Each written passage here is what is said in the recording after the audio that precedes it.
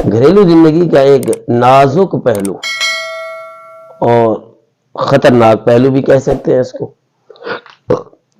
कि बाज़ दफा मियाँ भी खुश है, बीवी भी खुश है, लेकिन दरमियान में दरार डालने वाले ये नहीं चाहते कि ये दोनों खुश रहें।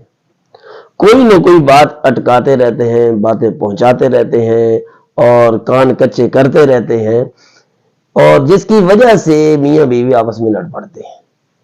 अब इसको उलट कर यूं देखें कि मियाँ बीवी लड़े क्यों?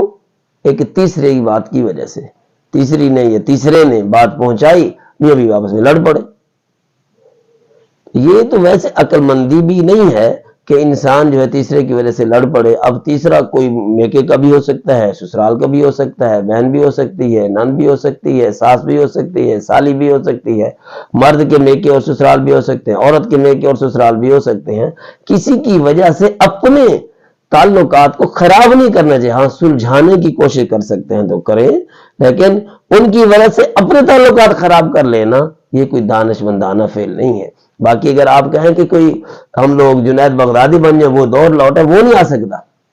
आप आज के लोगों से जुनैद बगदादी के दौर वाले हालात का तकाजा करें या समझें, ये मुश्किल है। हाँ, किसी हद तक करीब करीब हम पहुंच सकते हैं, अपने आप को जरर से बचाएं लोगों के, ये हम कोशिश कर सकते हैं।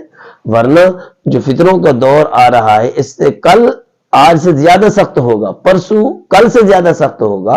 तो बड़ी बड़ी उम्मीदें बांधना लोगों से ये भी ठीक नहीं है, लेकिन आंखें बंद कर लेना कि कोई हमारा रिश्ता जो है तुड़ाने के करीब है, कोई हमें खुश होता देख नहीं सकता, कोई हमें तरक्की करता हुआ देख नहीं सकता, और हमारे रिश्ते के अंदर दरारें डाल रहा है, तो ये खुफिया आंख से और दिल की बसीरत से इस चीज को समझना भी चाहिए और देखना भी चाहिए कि क्या हम लोग किसी के और के इरादों को पूरा तो नहीं कर रहे।